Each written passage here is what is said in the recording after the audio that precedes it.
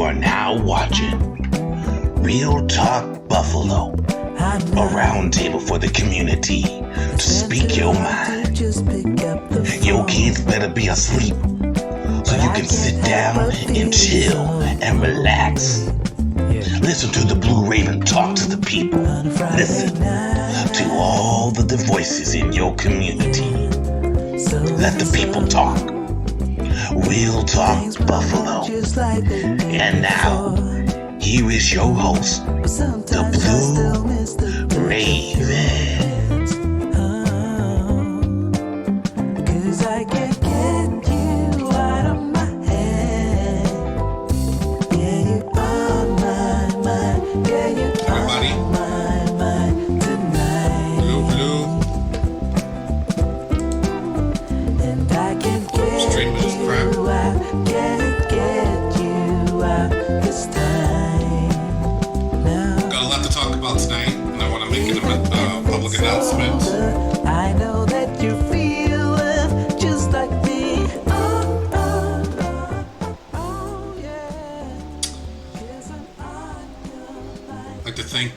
That are tuning in tonight at Real Talk Buffalo, a podcast where we voice our opinions and speak our minds. A little bit upset of yesterday. I had a lot of problems. I had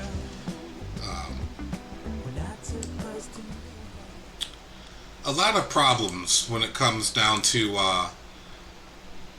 my internet, and I had issues trying to put the kids to sleep, and just had a lot going on yesterday. Let's see what I'm looking like here. Okay. I'm at 30 frames a second, which is okay.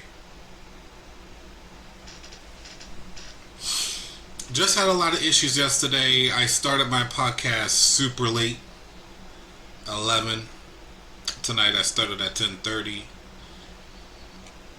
So I'm like, hold on, let me get something on for everybody.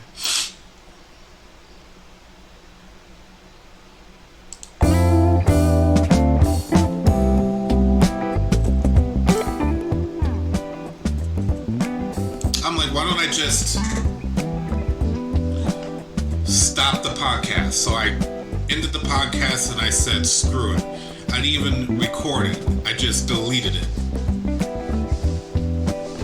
Which brings me to this point. I'm starting out. I don't have the views like I want. It's really not about numbers games. It's about, is it smart to do a live podcast at 10 a.m. at my point in stage where I'm at? My YouTube channel is called Buffalo, or Real Talk Buffalo. If you happen to go on YouTube, leave a like and leave a comment that you subscribed so I can thank you properly.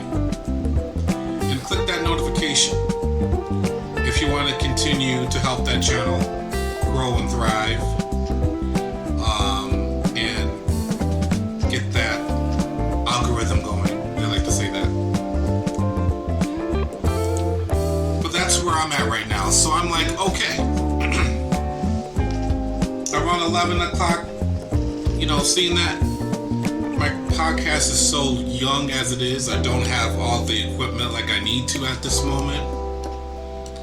And seeing I'm starting small, well, I shouldn't go big when I'm starting small, if that makes sense. So what I'm going to do is still open my podcast for the community. If you want to continue watching my podcast, that's great. But those that want to speak their minds, inbox me on Facebook or leave a comment that you would like to be on the next podcast and I can schedule you in.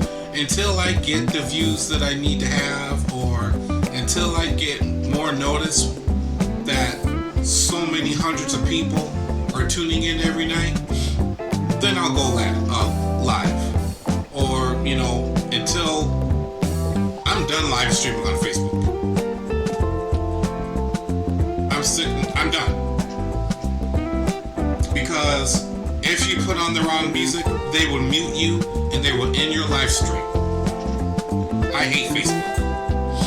And unfortunately, most of my viewers are on Facebook because that's where I've started. That being said, if you want to watch this podcast, I'm going to pin it on Facebook. Just click on it. It's going to route you to the proper website, which is YouTube, and tune in. I'm not going to do 2 hours. I'm probably going to do a half hour. Say my little spiel. If I have a guest that is scheduled, it's still an open roundtable for the community. I'm just not going to do a live. It makes no sense talking to 5 people at 11:30, damn near midnight. It makes no sense. So I'm just going to reformat and strategize how I'm going to do this and still keep the content out.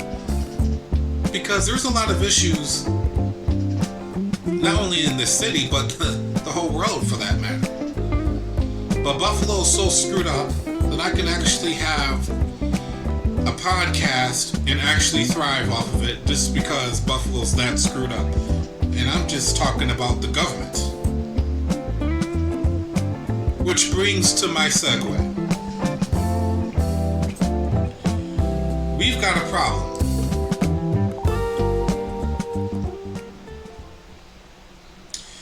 And this problem has been driving the entire city mad. This is an ongoing issue that we've been dealing with, I've been dealing with all of my life.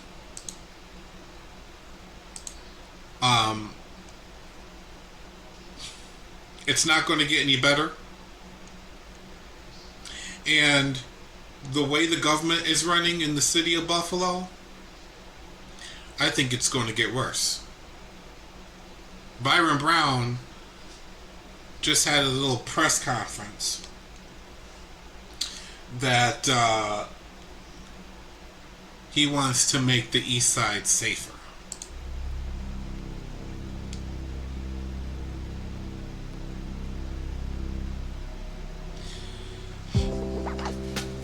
He actually said that.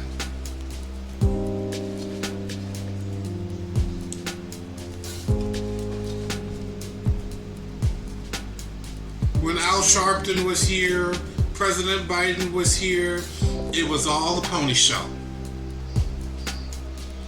Now we're 3 weeks removed from the shooting.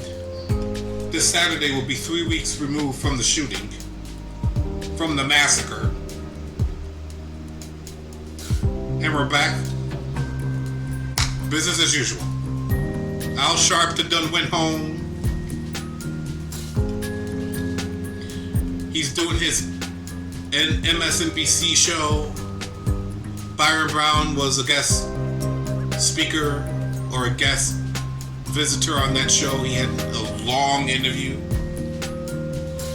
Gave an announcement that they're going to reopen the Tops on Jefferson. I'm neither for nor against that. I just want a memorial of the victims, living and as deceased, both all 13,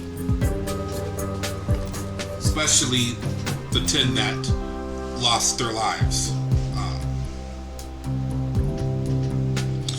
I also want to go back and revisit the police officer that had a patent that he was going to patent his water operated truck that he was driving around Buffalo.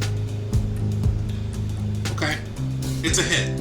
It's not just a massacre. I believe it was an assassination. Because if he would have patented that, I don't know the details if he has patented or if it's a state patented.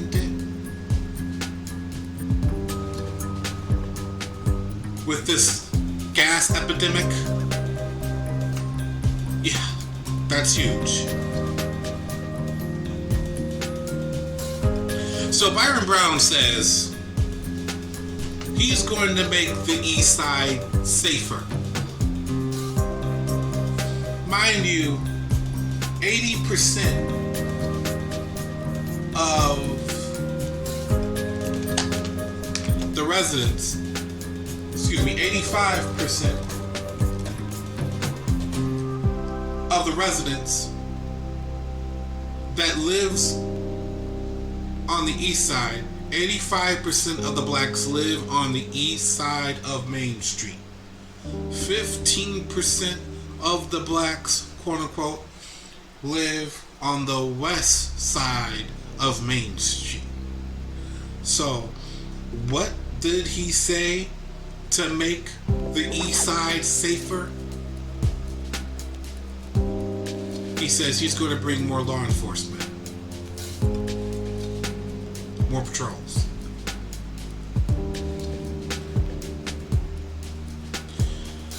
Byron Brown, I doubt you're listening because you don't listen to your community, you don't listen to the city, you don't listen to anybody. But in case this video happens to come across you on your computer and you see this podcast, one thing you need to do to make the east side safer is to control this.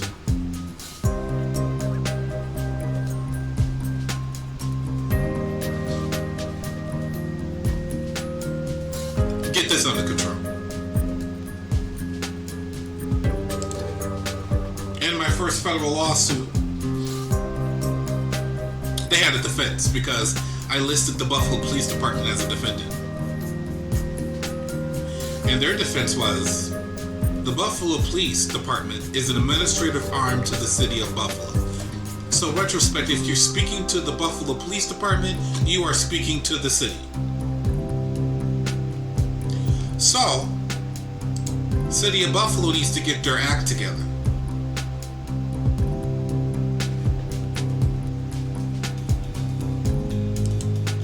I have a really bad report today that really upsetted me. And in fact, it didn't surprise me.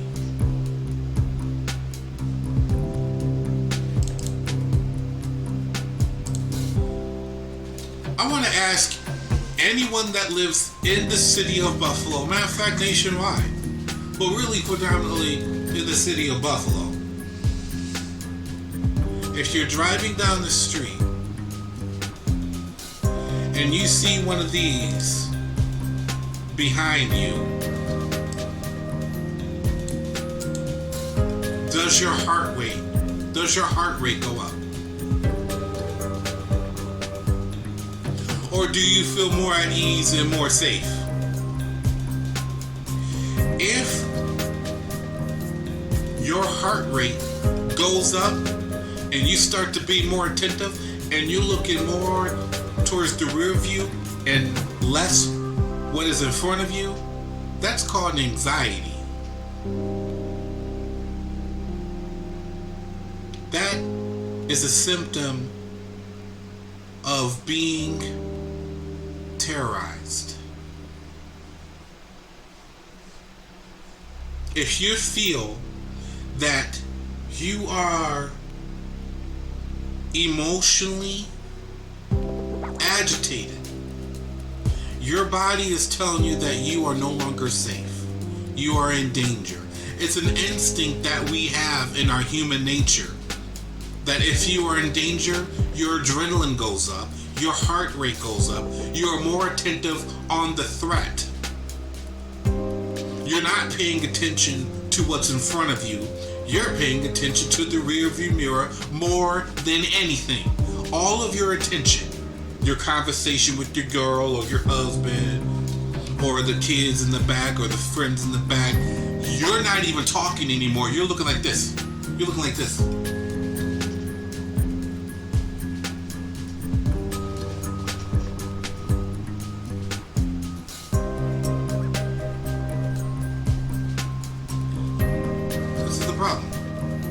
This is the face of terror in the city of Buffalo.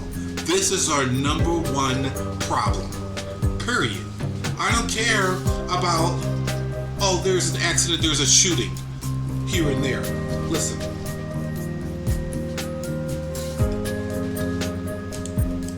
These terrorists, because that's what they are, they haven't shown me a single thing worthy enough that they are, how should I put this?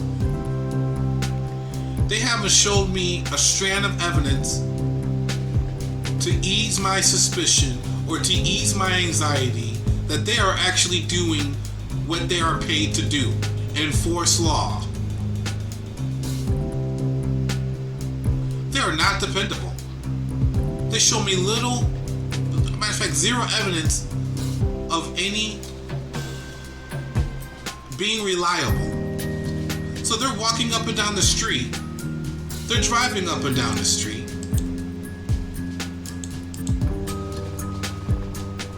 What happened to that one?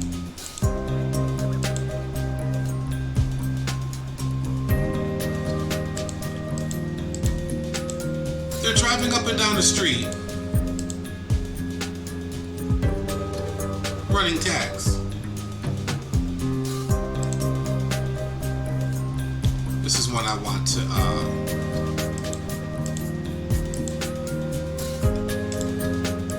hold on for a second. Not even.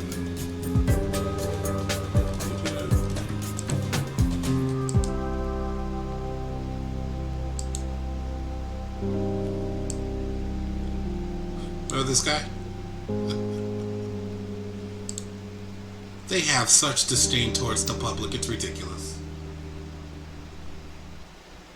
He's not in the force anymore. This guy has so much disdain towards the public. How he talked to that woman.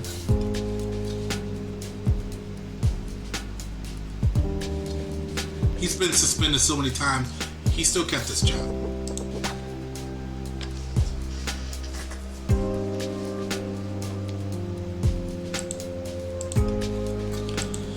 And every time when there's a traffic stop,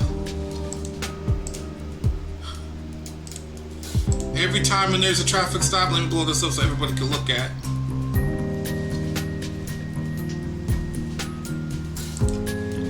Every time when there's a traffic stop, they all come to the traffic stop. Systematically, especially if I'm out there recording them, they always do it. Officer safety, you know how it goes. But when you call 911, they will do, when I told you my other episodes, it's so hard to have a door open for you, to have a benefit that the public pays for. It's so hard to have something that should automatically open, an open door, to get a benefit from the city. So difficult for them to do their jobs. They will go out of the way not to do what they're supposed to do, but all the doors open for them when it comes down to traffic stops. All the help they need to generate revenue. It's sickening. It really is sickening. I'm getting a report today that they are driving down the streets, residential areas, running tags.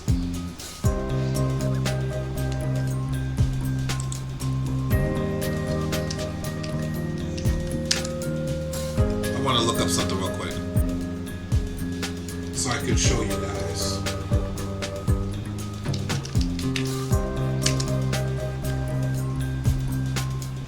And I'll explain to you what's going on.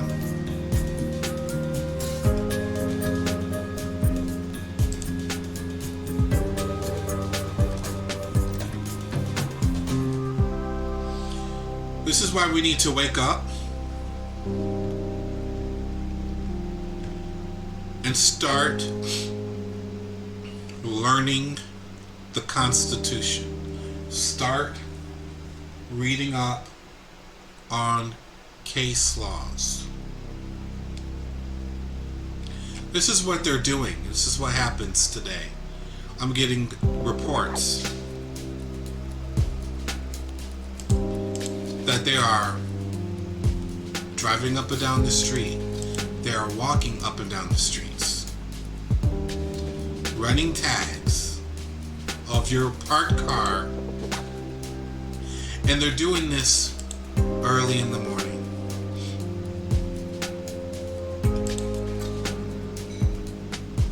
Late at night while you're sleeping.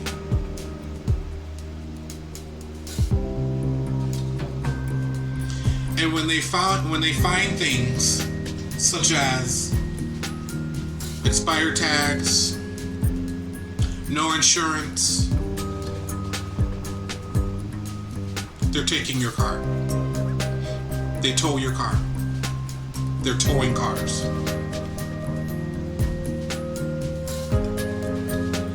Number one, there's no moving violation, so REN VUS is out the window.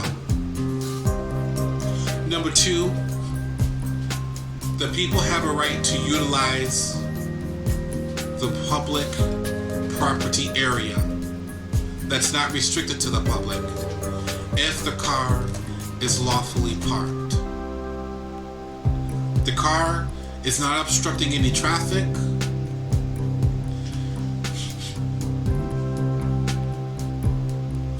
And that is public property to have your car parked on the side of the road.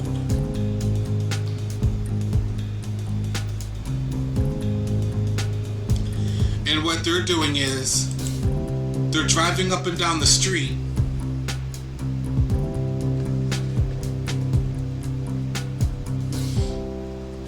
running your plates while you're asleep.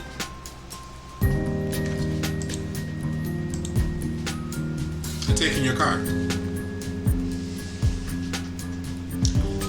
Falsifying documentation saying that it was abandoned. Because of the city penal code that if a car is abandoned, then they have a right to take the car. They're not even saying that on most occasions. That is a straight up Hobbs Act violation.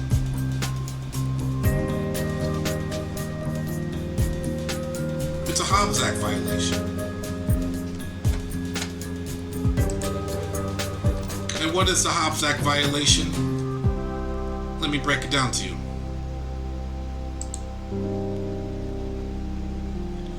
You may not read this very well, but actually, let me see if I can blow it up.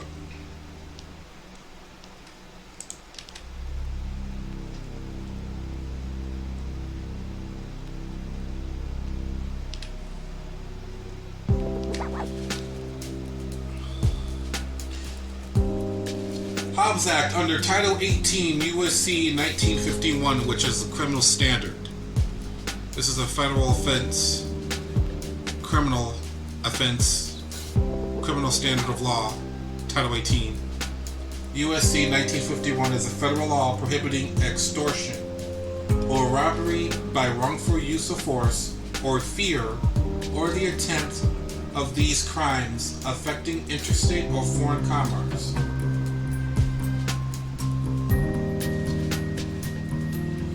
1946 Act was originally designed to target racketeering and labor disputes, which are fairly common at that time. However, now, the Hobbs Act is a common statute used by federal prosecutors for public corruption and commercial disputes, but it is still used for cases of alleged union corruption. Federal statute prohibits public officials from acquiring property under color of official right or using their authority for extorting property. Further prohibits individuals for making threats to use force, violence, or fear to acquire property. Federal Bureau of Investigations normally will review any alleged Hobbs Act violation, which are prosecuted by the United States Attorney's Office. And I already told you who the United States Attorney's Office prosecutor is for the Western District of New York. Being accused of robbery or extortion can be a scary reality for anyone, especially someone who has never been charged with a crime before, but is also charged with violating the Hobbs Act in connection with that of robbery or extortion is a very serious issue. For most people, the Hobbs Act is an unfamiliar piece of federal law usually reserved for racketeering and labor management disputes or other types of corruption cases.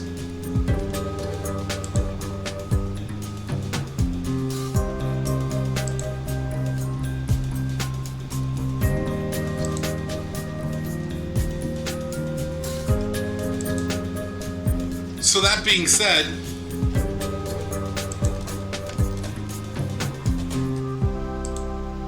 whoops.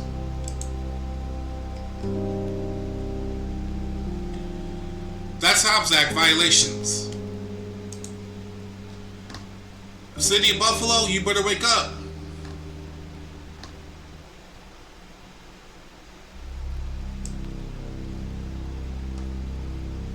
You better wake up.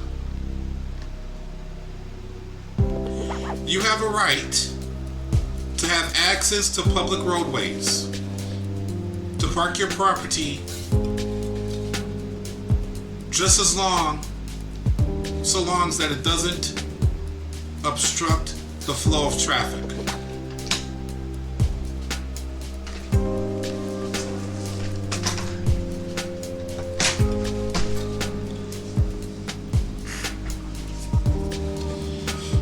And every time when there's a national issue or the city of Buffalo has an issue, they like to go public with their shenanigans and have community events.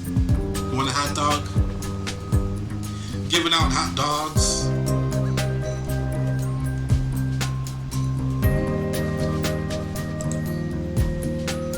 And little clowns. Like the singing cops. Clowns.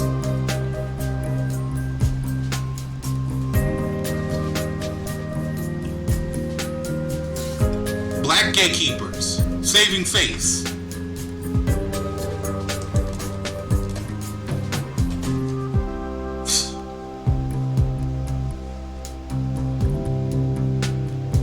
I'm suing them for what they did to my car. I got something special for them. I'm gonna sue them under common law. I already gave my letter to the highest ranking official when it comes down to what's it called, the parking enforcement. Yeah, I gave him a bill of $200,000. He never objected to it.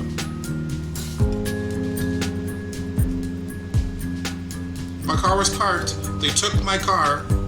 That's a violation of Hobbs Act. You don't have a warrant to seize the car, and it's not abandoned. You can't say it's abandoned because I called the same day the Buffalo Impound, and what they did is they turned around and sold it.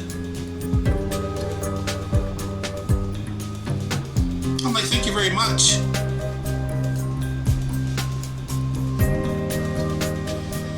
You guys all committed a federal crime. They laughed at me because apparently I don't know what I'm talking about when it comes down to Title 18 U.S.C. 1951. It's right there. All you have to do is very simple. All you have to do is just verify it. Title 18 U.S.C. 1951. But I'm not an attorney.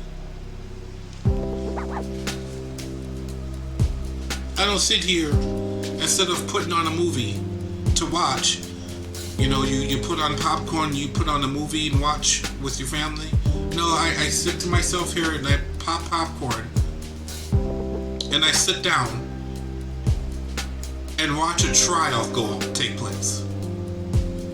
And learning how lawyers speak. Learning what a lawyer would ask when it comes down to direct examination. Learning what the attorney of the opposing counsel, what they call the other camp, ask and how they ask questions during cross-examinations. How they speak, their short speak, their lingo. Such as when they say cross-examinations, they say cross, which is ironic. Good job at the cross. Very ironic, if you ask me. But they're so far from the cross. They don't care about their eternal standing. And I'm sitting here listening to these attorneys. Wow, she did a good job at cross. This is one big mockery. And I sit there and I study their motions, how to file the motions, how they move court. And there's a lot I need to learn. I'm still learning common law, how to open your own court, still learning that.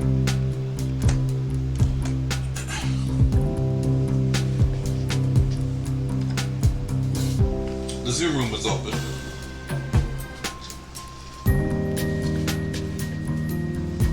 The Zoom room is open.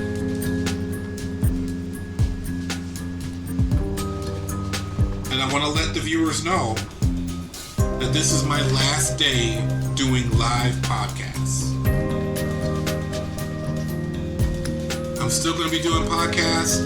It's going to be a lot shorter. It may not be every day, maybe every other day or so.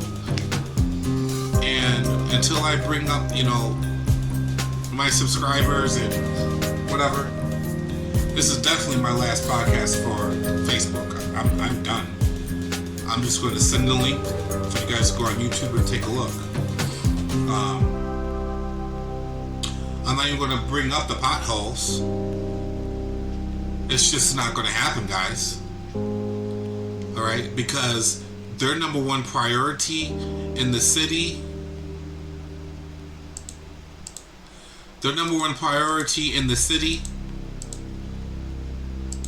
is this.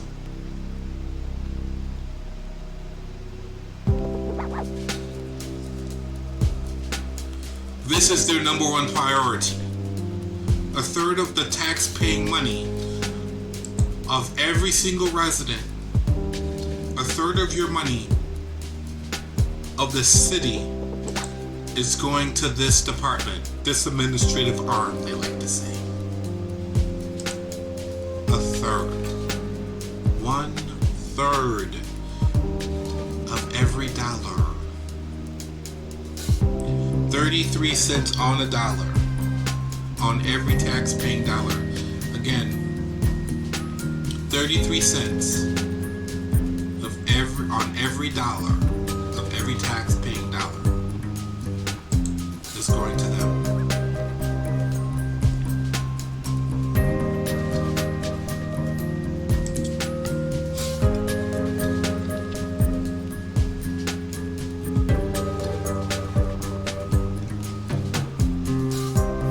Another reason why I'm not really doing live streams at the moment is because my YouTube channel is a baby. And looking at my numbers, the average viewer is only watching an average of 1.5 minutes. That's not going to work. I have good content, in my opinion, good content that's educational. This is what's going on not in the city of Buffalo, but all throughout the city of Buffalo. Now we have to, in order to park our cars, we have to make sure that our insurance is up. We have to make sure that all our tags is right. We shouldn't have to do that.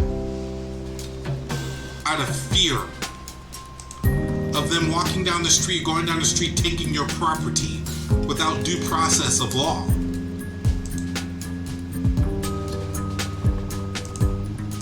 Oh, bring on the singers.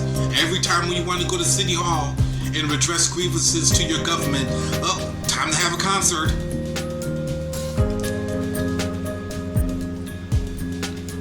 Every time.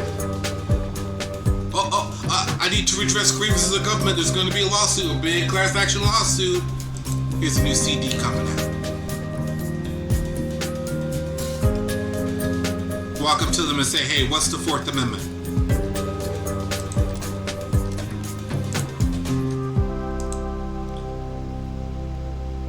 You check out Officer High's YouTube channel. He's got a lot of followers. Much bigger than I am. I just came out.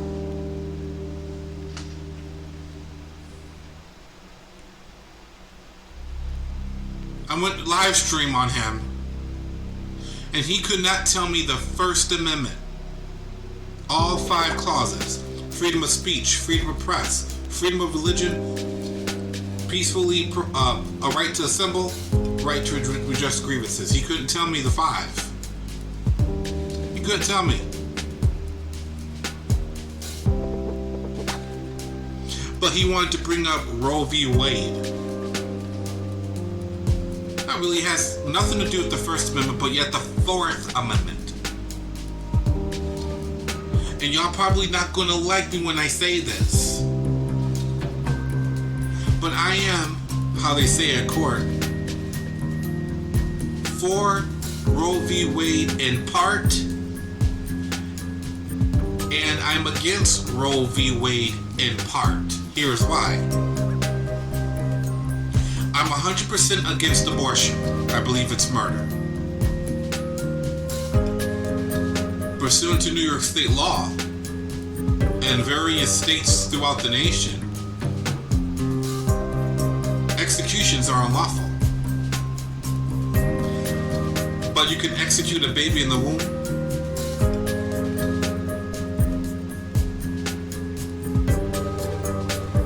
That's good that they overturned that. The part that I'm for, when it comes down to Roe v. Wade, is the right to privacy when it comes down to your medical issues from government. The government should not be so involved in your medical issues.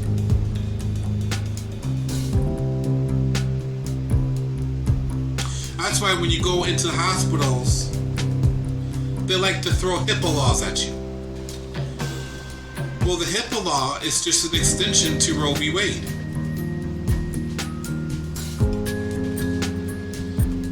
HIPAA laws only apply to those who took the Hippocratic Oath. Doesn't apply to me. It is their onus to make sure that any information that they have is not disseminated to the public. Not my responsibility.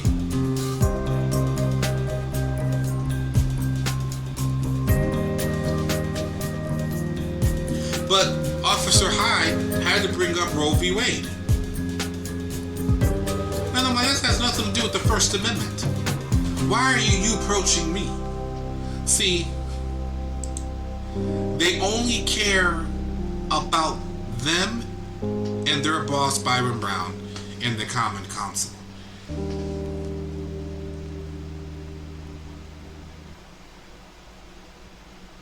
That's all they care about.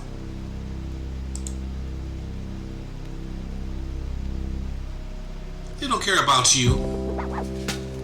Obviously.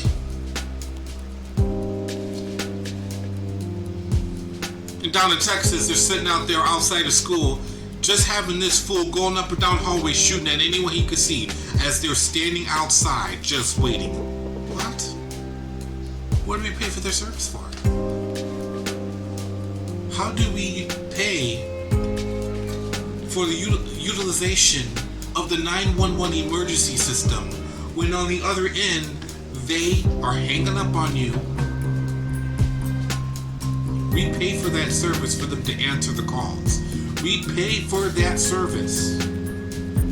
For them to enforce the law, not prevent crime. They don't have. This idiot is not a psychic. I don't expect him to prevent, well, he doesn't have the capability to prevent anything. And he doesn't know diddly squat about law. Look at him, he's an idiot. A lieutenant, how did that happen? How did he get promoted?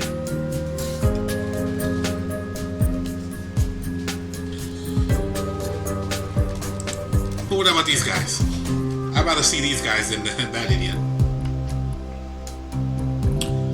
But when it comes down to these cops,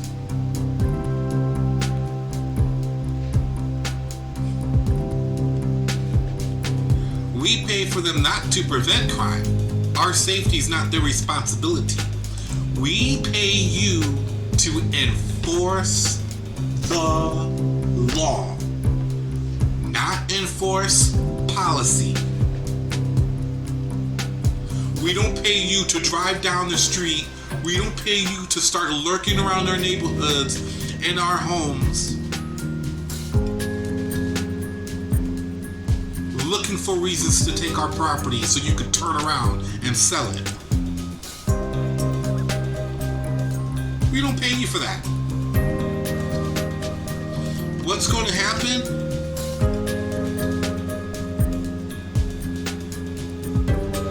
Is there's going to be some sanctions. There's going to be some injunctions. Because the federal court building, judges like Judge Valeriano, he's going to get tired of seeing y'all faces in court.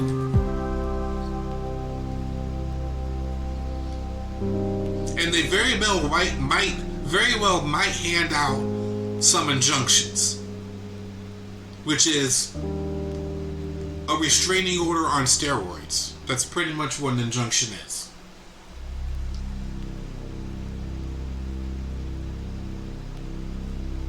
We should not have to be driving up and down the street looking for these guys. The Zoom room is open. Share me your thoughts. Community, now is the time to speak up. As I try to disseminate your voice to the public as much as possible, this is how you speak up and join the Zoom room. I pinned the Zoom room chat. Don't be afraid. I do require your cameras to be on. And just keep in mind that your privacy has been waived when you're on the show, because everything you say will be disseminated to the public, because the world needs to hear what the city of Buffalo and the residents, well, the city of Buffalo is the people. The city of Buffalo needs to be heard around the world of what is happening in the city of Buffalo, because Channel 4 News, Channel 2, and Channel 7 News is not going to give the full story. A half story is a full lie.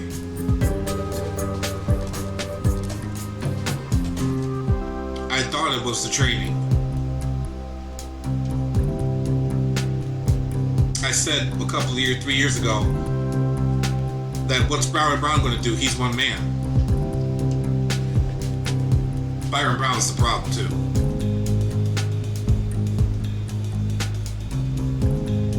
He only cares about going on MSNBC. You've been in office, Byron Brown,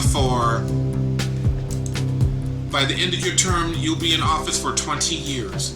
20 years. You succeeded Anthony Maciello, the last man.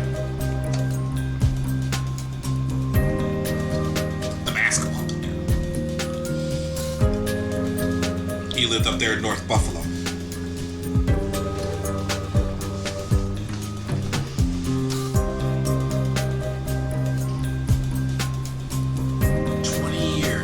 time your term is up, this past term is up, it will be 20 years you're going to be in office, and you still can't fix these domestic terrorists.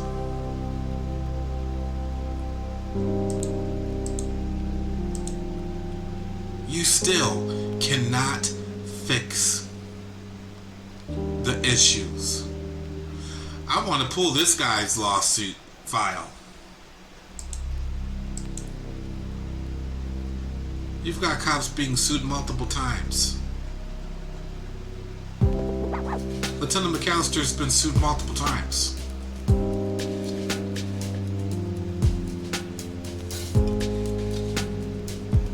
I know he's been sued before, and then me, which makes, by definition, multiple times.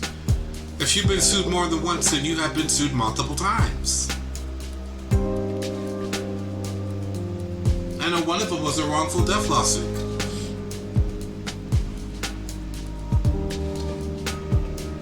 Why do you think I have such a big Pacer balance? You go on Pacer and everything you printed out and everything you download, you have to pay money to download it. I built up such a balance, they didn't kick me off of Pacer.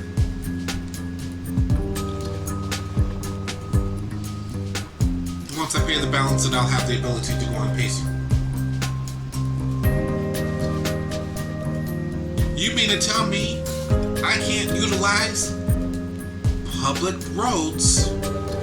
You see, what they like to do, Zoom room was open. What they like to do is pretend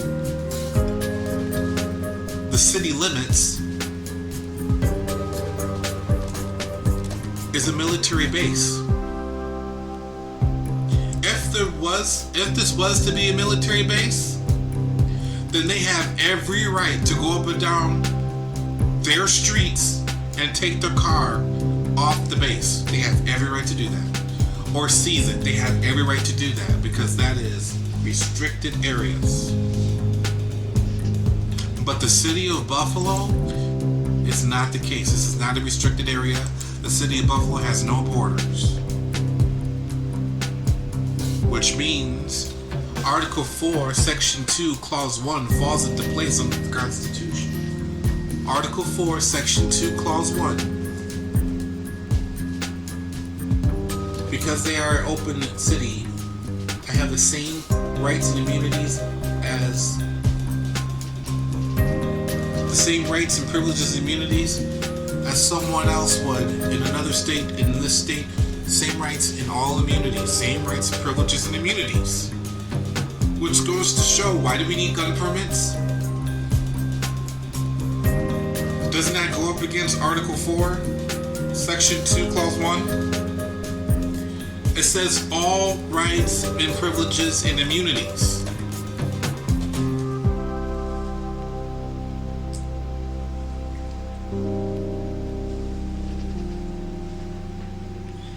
We're just not getting it, folks.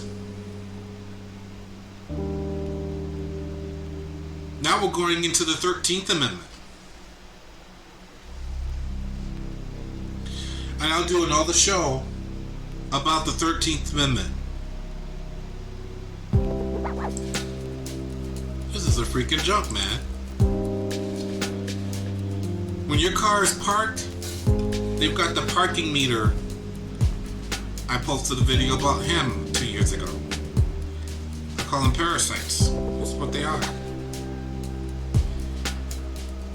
Officer safety. Go up and down in the name of officer safety. Run your tag and they take your car. If there's something wrong, he owes tickets. Take the car. And if you try to challenge them, their friends come in the name of officer safety.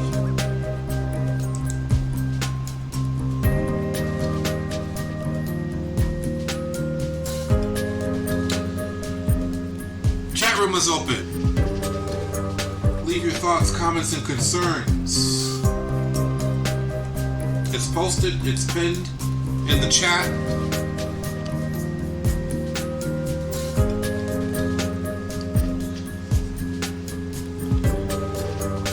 Download the app if you don't have it. Those that have room on their phones or computers, download the Zoom app and enjoy. Tell us how you feel.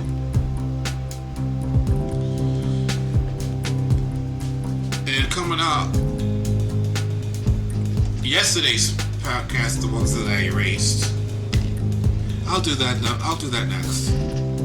I think I want to just bring the momentum and keep the momentum going with the Buffalo Police Department in this episode, and just dedicate this podcast episode to this issue now. You see,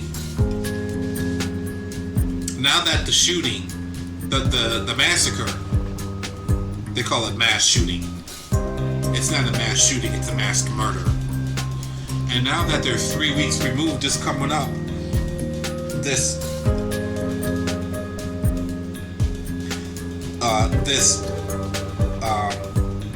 Saturday will be 3 weeks.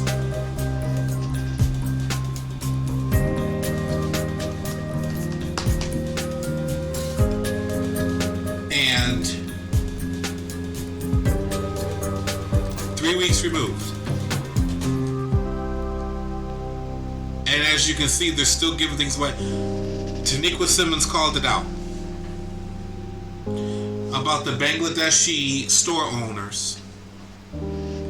You know how they were giving away, I got beans, green, well, that video, they were giving away the free food.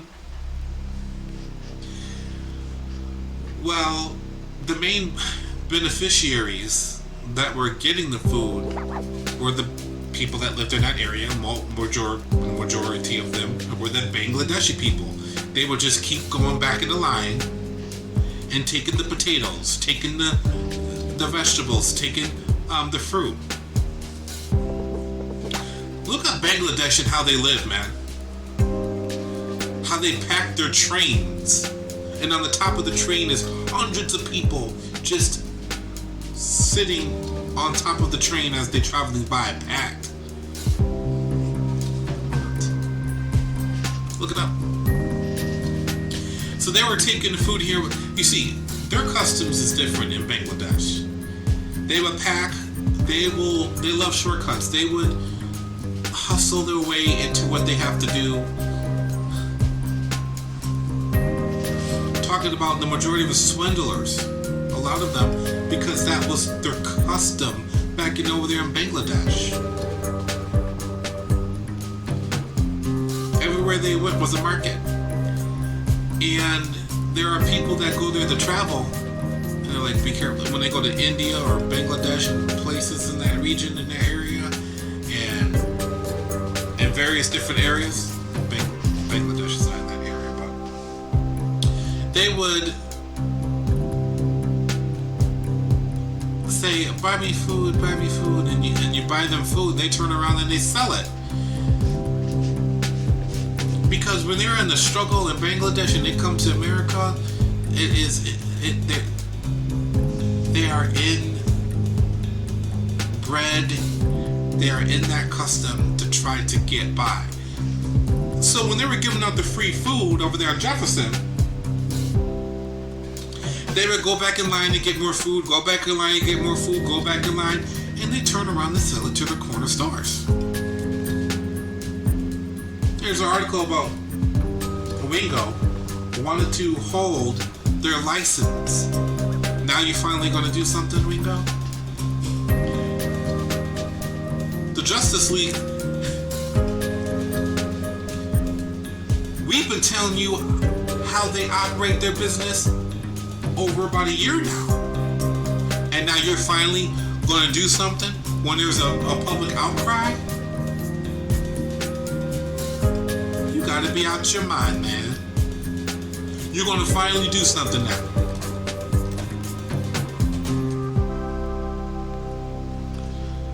It's ridiculous. You can't make it up.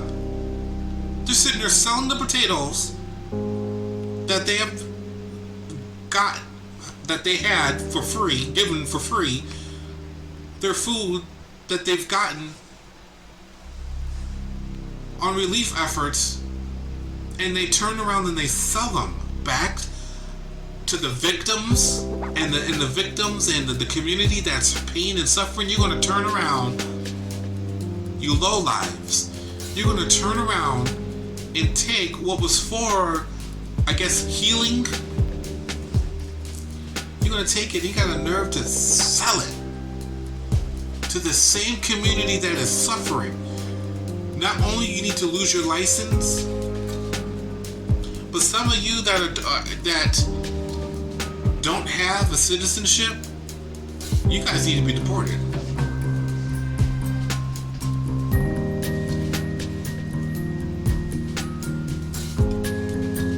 Jail time something, because that's misrepresentation, for one.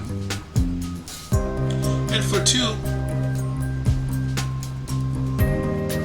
I'm gonna say it's a scam. You're gonna stand naked before God. Y'all better repent. You're gonna stand naked before God. How dirty.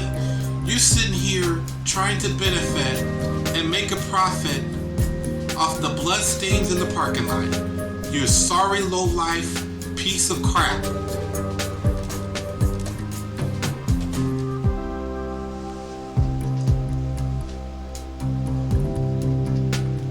Taking a commercial break.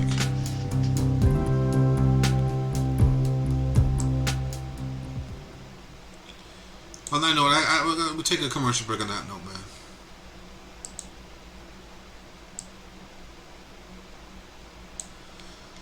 I need a 2-minute break.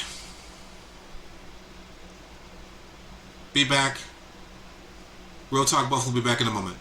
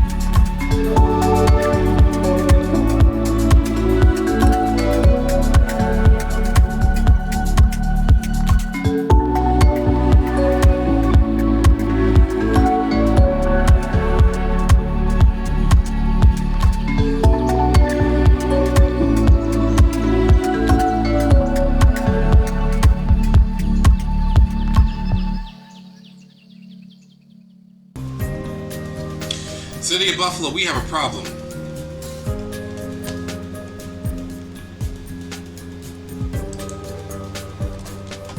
We have a huge problem when it comes down to domestic terrorism.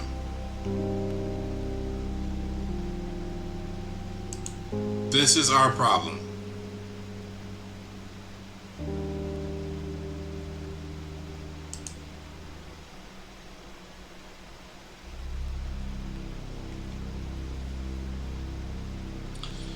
I'm getting reports that they're going around town,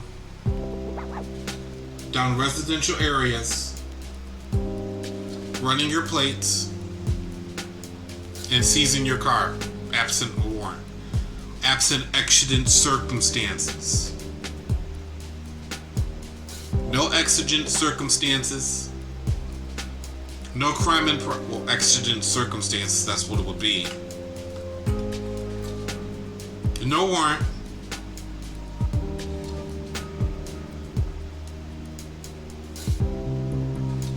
If there's no crime in progress and there's no exigent circumstances,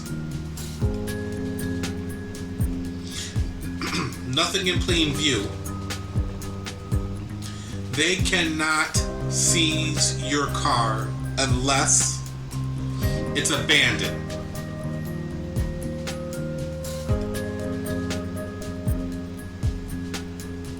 It is a violation of your constitutional right, the Fourth Amendment. The Supreme Court ruled that your car is an extension to your home. They just can't seize your car absent a crime. Oh, there's no insurance, so we gotta take it off the road. That is unlawful. Your car is not the city's property.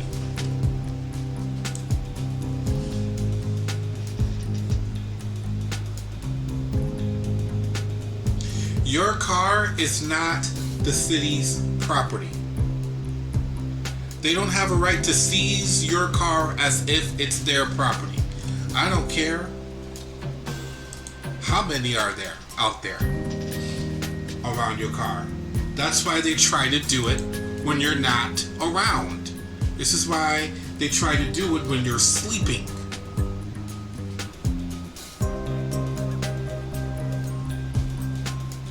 Or when you're at work, or whatever the case may be, or in the middle of the night. Such as this time of night. They do this to generate revenue. The Buffalo Impound, they have a policy that if your car gets towed due to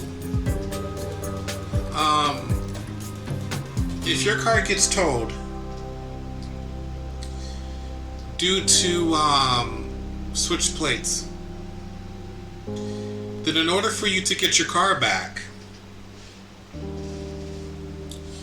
you have to register your car. That's unlawful. If it's your property, you should get your property back. It's your property, not the city's property. They don't have a right to enforce contracts. They don't have a right to interfere in your contracts. That's pursuant to the 14th Amendment.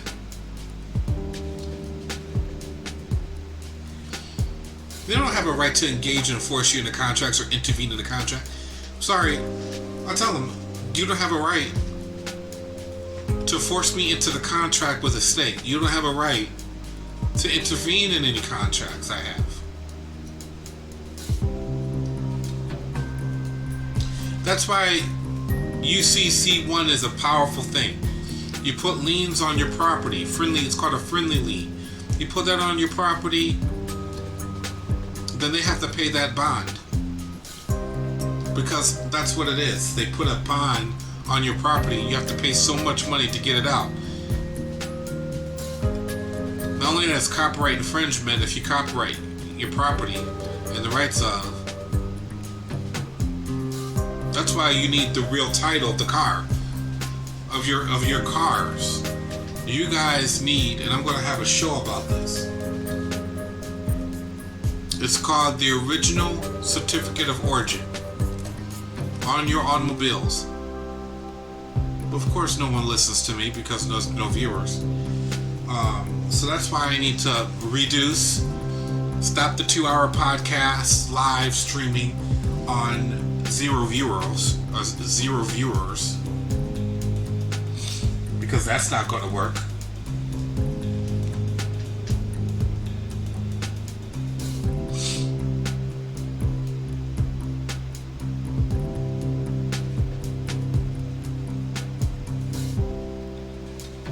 Thank you, Steve.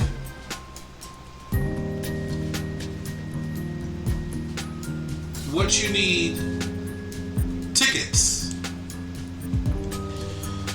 They like to call citations, but if you really think of it, a citation ticket is a fancy way of saying it's a contract. It's a contract. And when you go before a judge, it's called a judge in bank. And he sits between the aisles. He sits between both counsels. And you go to a courthouse called a venue.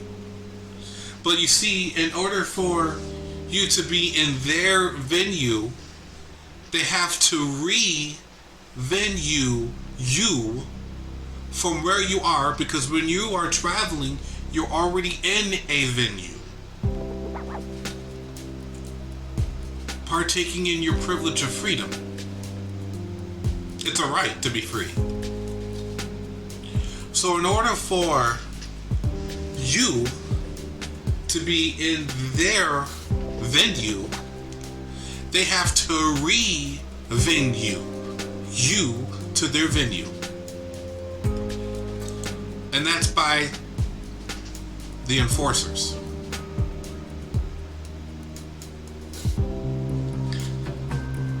Policy officers of legal investigations, crime, and emergency. Policy officers of legal investigations of crime and emergency, that is police. That's what police stands for. Policy officers of legal investigations, criminal, and emergencies. They're policy enforcers.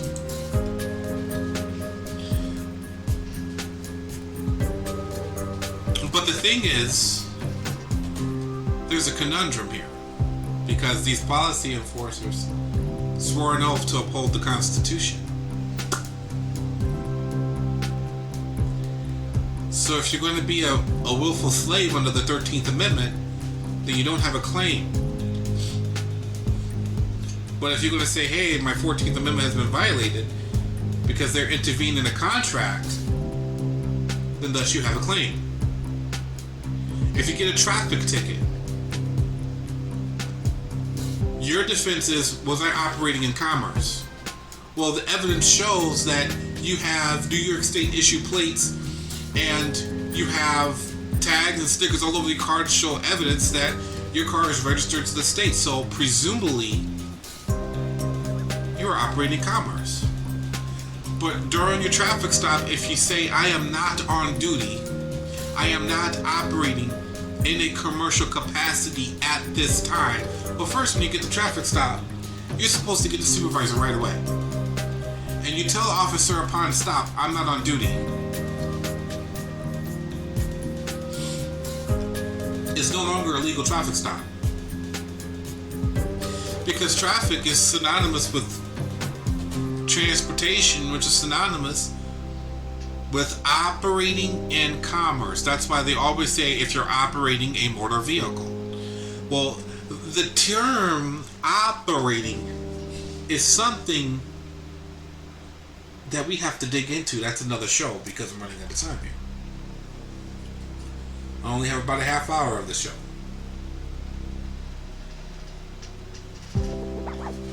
When you're operating a motor vehicle, operating is synonymous as an operative. You're operating. You're conducting commerce. Commercial. Commercial is one that is conducting in commerce. You're on the clock and you're getting paid for what you do.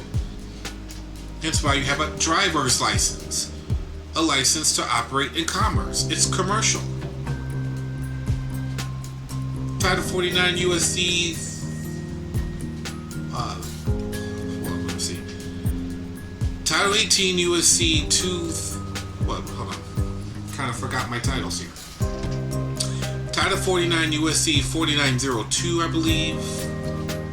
Title 42 USC 4902. Excuse me. Title 42 USC 4902.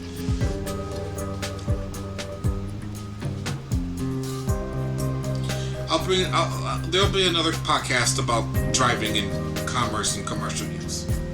This is why you got to put friendly liens on yourselves and friendly liens on your property, so they can't sit here and turn around and stop you and give you contracts, what they call citations, and re-venue your behind into their courts because you're already guilty. They like to play these kangaroo court episodes knowing that there's no accusatory instrument filed against you. The DA hasn't filed official formal complaint against you, therefore the people of the state of New York doesn't have a complaint. Therefore, the only thing left to do is to dismiss this case given absence of jurisdiction to stand trial. Are you hearing me? That's going to be down the road when it comes down to these future podcasts. It won't be live anymore. But if you want to be on the show and redress your grievances and concerns, then book a session and I'll get you on so you can be heard. This information needs to be disseminated to the public. We the people need to be heard other than a protest and things of that nature. You need to be heard.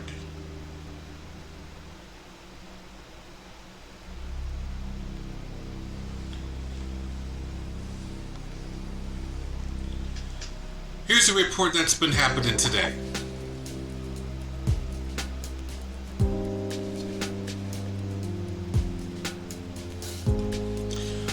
There was conflicting reports that your beloved friend was driving around the city of Buffalo looking and hunting down your cars. And they wait while you're sleeping. They wait while you're unable. You're thinking your car is parked on the side of the roads.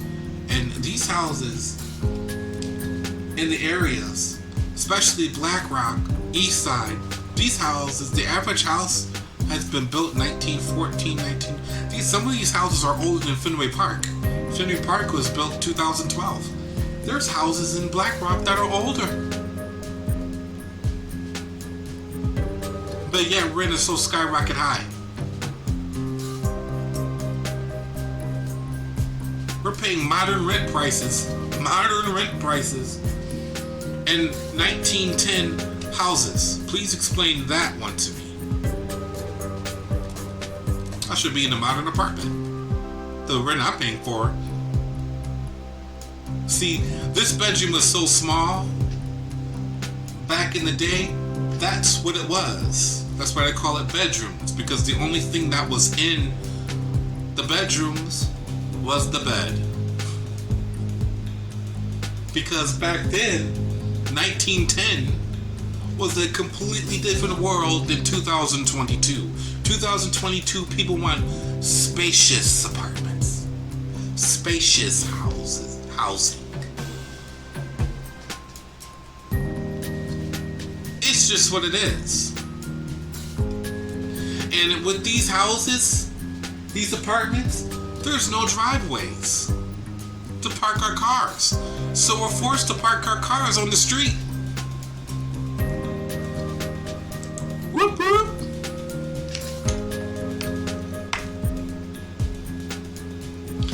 You wake up on Friday morning or Tuesday morning or Monday morning taking out the trash, or when you wake up to get ready to go to work and you find out that your car is not there.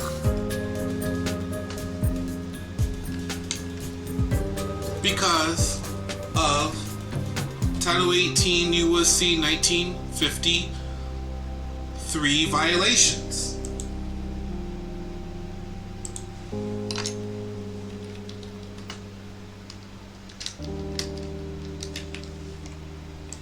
I'm sorry, Title 18 U.S.C. 1951 violations.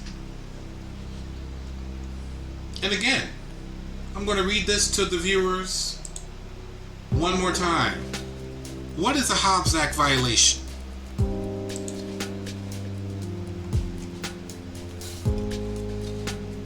Well, an Hobzac violation is simply this.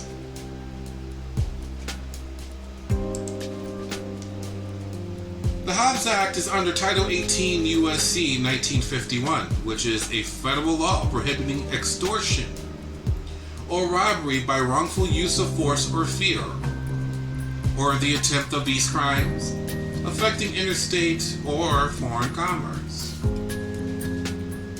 This act, 1946 Act, was originally designed to target racketeering and labor disputes, which are fairly common at that time.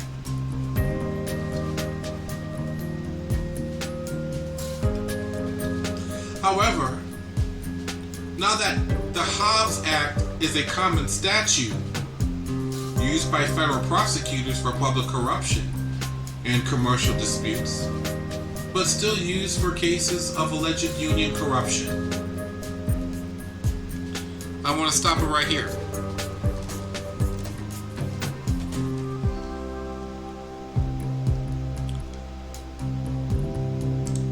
What is union corruption? What is the city of Buffalo? It's a union. They're under union contracts. So you have to sue their association because now they're under a union. You got to sue their union as well. Let's continue.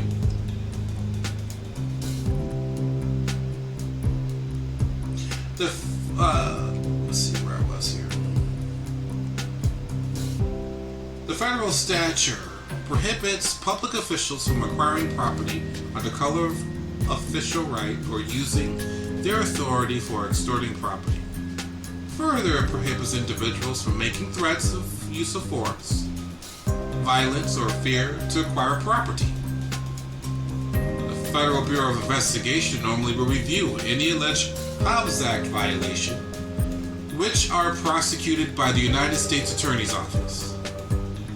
Being accused of robbery or extortion can be a scary reality for anyone, especially someone who has never been charged with a crime before.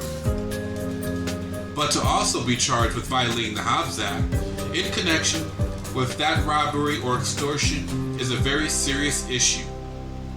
For most people, the Hobbs Act is an unfamiliar piece of federal law usually reserved for racketeering and labor management disputes or other types of corruption cases. What is the Hobbs Act? The Hobbs Act is a federal statute under Title 18 U.S.C. 1951 that makes it illegal for anyone to impede or affect interstate commerce in any way or degree by committing robbery or extortion. It states, subsection A, or clause A, whoever in any manner obstructs, delays, or affects commerce, or the movement of commerce by robbery or extortion or attempts, conspires, or threatens by physical violence to a person or property in furtherance of a plan to do anything in violation of this statute shall be fined or imprisoned up to 20 years or both. Essentially, this means that if you are charged with a robbery or extortion, and the state determines that your alleged act of robbery or extortion obstructed, delay, or affected interstate commerce by any way or degree, you will be subject to additional or more civil penalties under Title 18 USC subsection 1951. And it tells you the definitions. And it tells you the definitions of what each offense is. For instance, robbery is generally described as the unlawful taking of property from someone without consent using force, threats, or violence. So let me ask you something, guys. When you see a car that's loaded with, or a man loaded with weapons, that is a threat of violence. They will use violence to push their agenda, call you names under threat,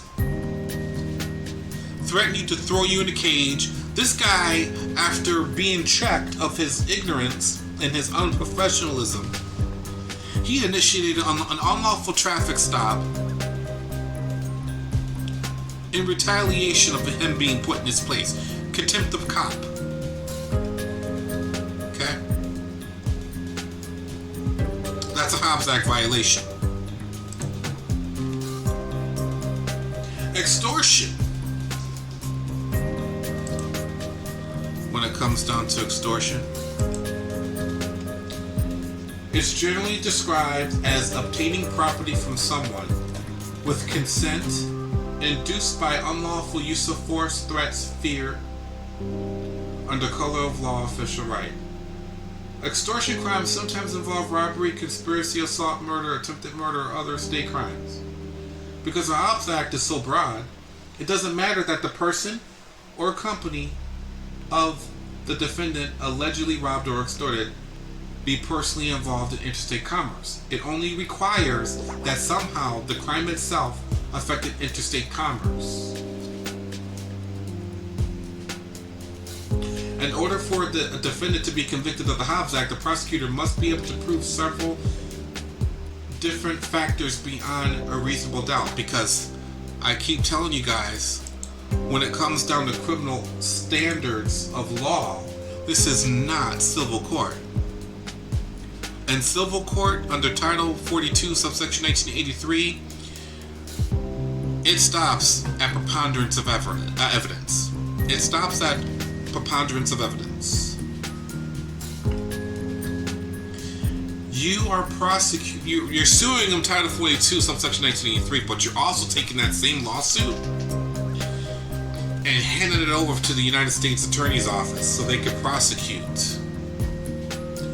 They have to prove beyond a reasonable doubt that you were either,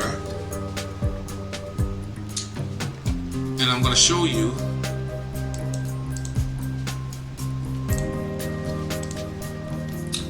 the prosecutor must be able to prove beyond several factors beyond any reasonable doubt, which are often called elements of the crime. In theory, if one factor can't be proved, the defendant can't be convicted of the specific charge, but could be still convicted of a lesser included charge. Again, it has to be beyond reasonable doubt. Thus, for a prosecutor to convict someone for violating the Hobbs Act, they must prove that defendant was, 1, obtained and attempted to obtain property from the other person with consent or inspired to do the same, wrongfully use actual or threats of violence or force, violence, fear, or under color of official rights, which means under color of law. So let me tell you something, people.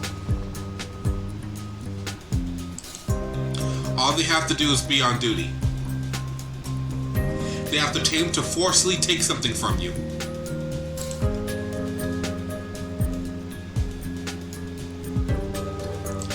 They have to forcibly take something from you.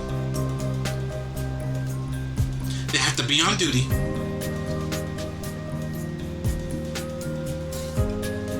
Had intent to commit a criminal act, which that's easy. When they say, I'm going to take something, that's harassment. That's a crime.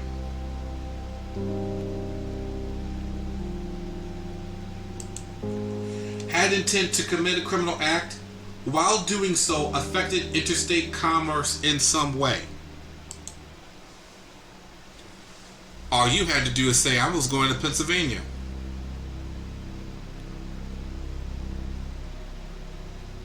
If you're on the interstate, if you're going on the highway, the highways are connected to various different states. By definition, that is interstate commerce. If you are in your commercial capacity, or if you're in your car, you don't really necessarily need to prove that you're interstate commerce. Your car is enough evidence to show that you have a right to participate in commerce because you have a driver's license.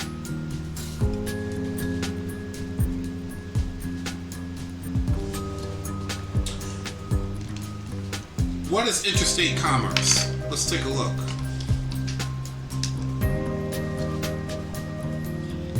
Now it's starting to get deep.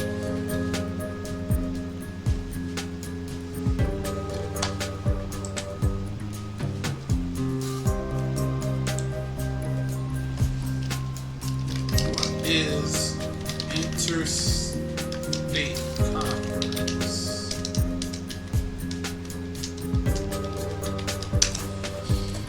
Commercial. And it's going to break it down. What is interstate commerce? And let's take a look, guys, what it means. The actual definition. And I want to show you guys this, that I'm not making this up.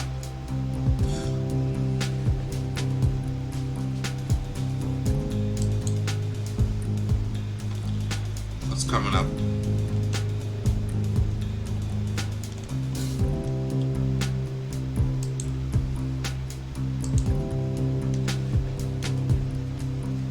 Let me blow up my screen so people can see.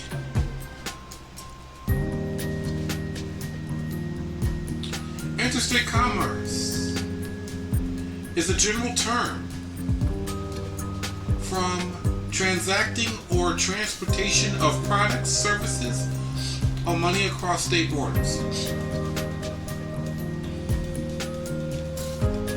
Article 1, Section 8 of the United States Constitution, Commerce Clause, grants Congress the power to regulate commerce among several states. The jurisprudence around Congress's power under commerce states is central to understanding in a modern state. So it's a general term for transacting or transportation of products, services, or money across state borders.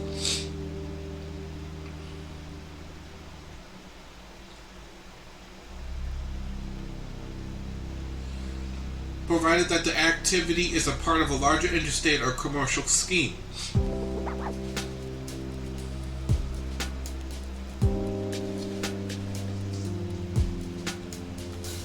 So basically it's like this.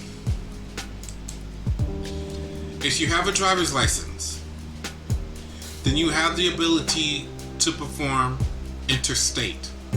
By them taking your car, they have prevented the ability of you doing that, thus interfering the right.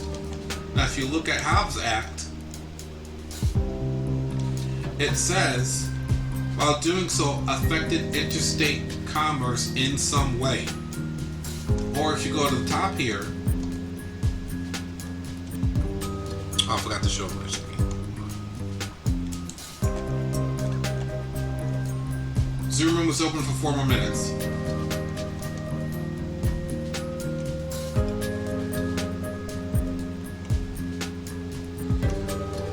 Obstructs, delays, or affects commerce or the movement of commerce.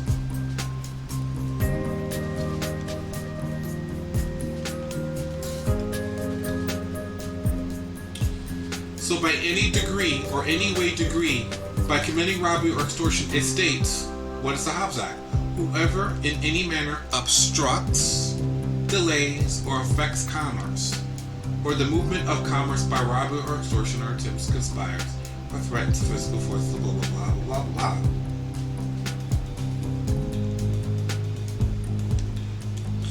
So basically, guys,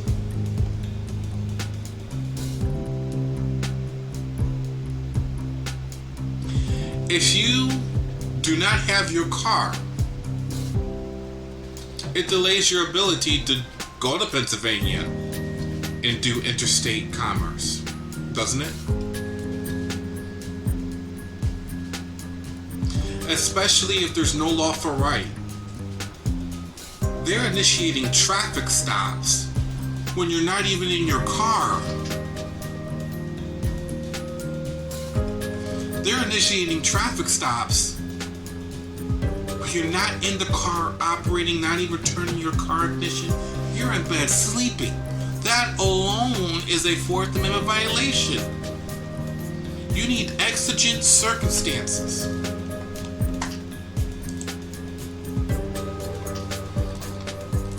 They don't even have that.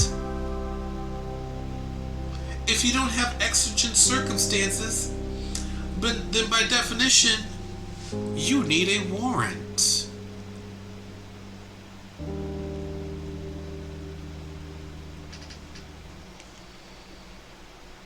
Two more minutes for Zoom room.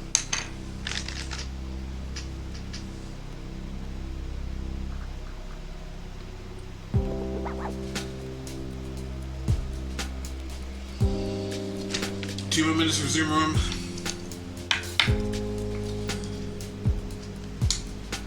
And that's what the problem is. They're sitting here driving around.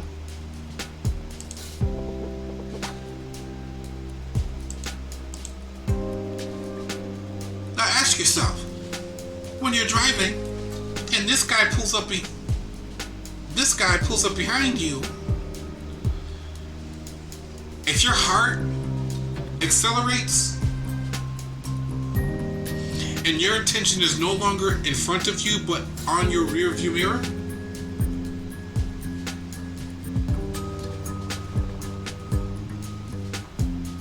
that means your adrenaline is pumping and you're dealing with anxiety. That by definition is terror.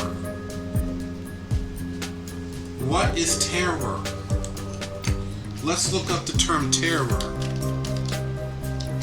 Terror definition.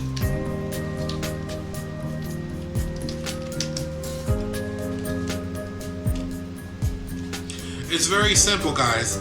It's as easy as 1, 2, 3 to determine what I'm talking about here. It's not hard. And we need to talk about things like this.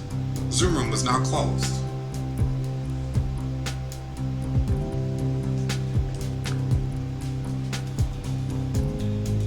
Last call for Zoom room.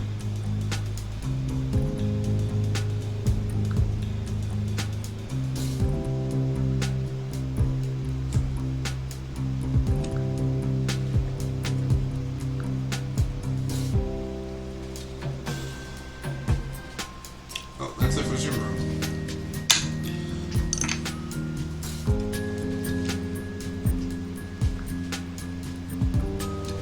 So moving forward, for future Zoom room,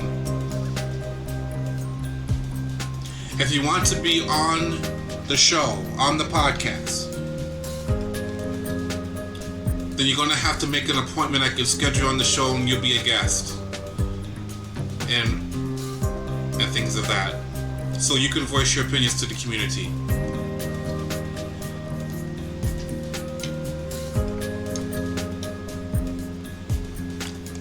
But as I was saying, let me show you this. Let's get rid of this stupid cop car.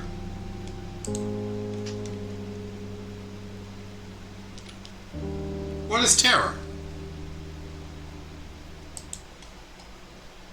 Extreme fear. A person, especially a child, who causes trouble or annoyance. Well, that's just informal. So what is terror? Extreme fear. What is a terrorist?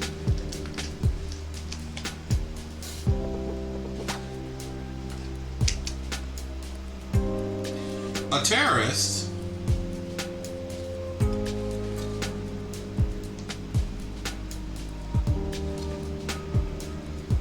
unlawful use of violence and intimidation, especially against civilians, in a pursuit of political aims.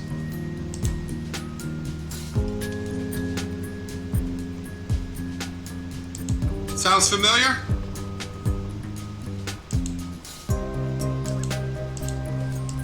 Sounds familiar?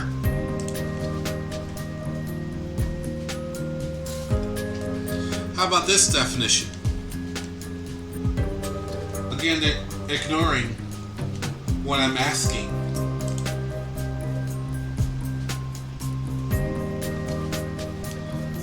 But as I read this definition,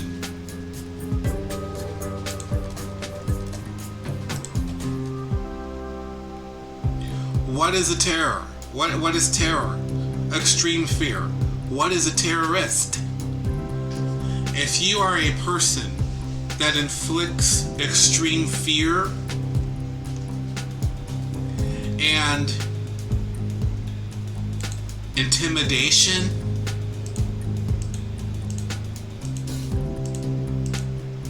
by definition, you are a terrorist. A terrorist. By definition.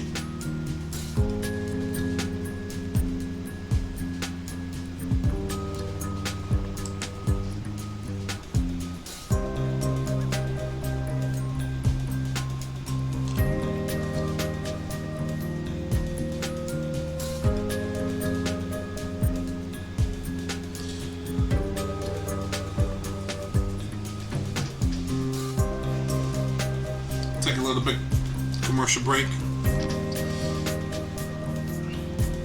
On that note,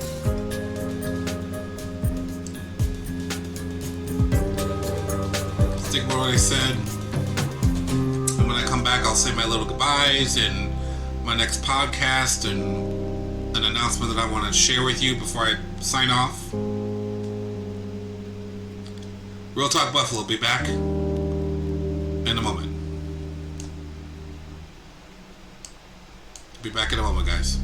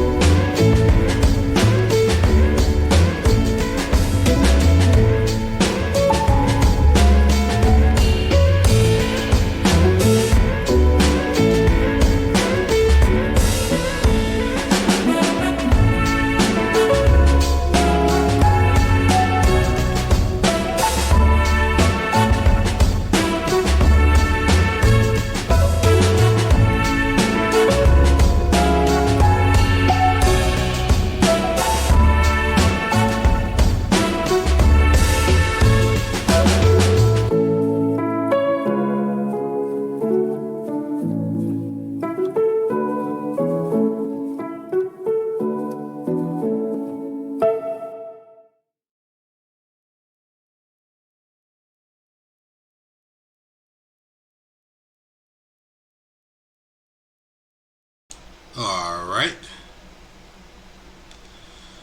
Again,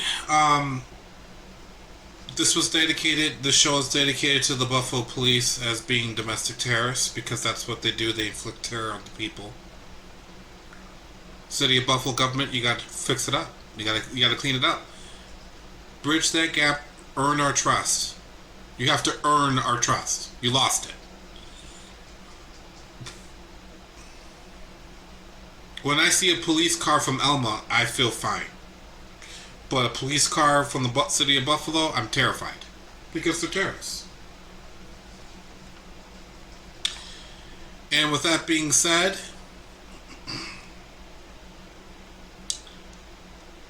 I'm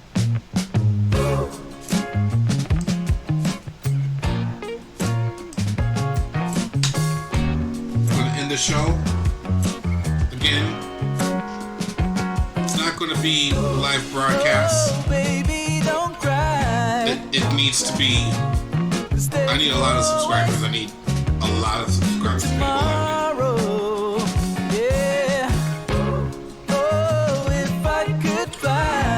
go on my Facebook or go on my YouTube page, Real Talk Buffalo. Leave a like, leave a comment that you subscribed so I can formally thank you. Subscribe and hit that notification button. It's called Real Talk Buffalo. If you want to be on the show, I will open the Zoom room for those that want to be scheduled into a program, and then we'll get you on there, provided that if you're available. Until then, guys, God so loved the world that He gave His only begotten Son, that whoever believeth in Him shall never perish, but have everlasting life. Good night, folks. Have a good night. I am signing off.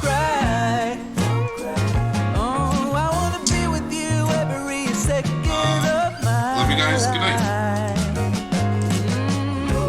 I know your world is hollow. Yeah. 'Cause I can see it in your eyes. Oh, yeah. But there is no need for sorrow. 'Cause I will be with you every second of my life. Sometimes it's just another day to get through, but it's not easy when you're blind from the truth. Oh, darling, let me be your mountain, 'cause it is my call. Oh, I wanna be with you every second I got. Ooh, I got. Gonna make it alright.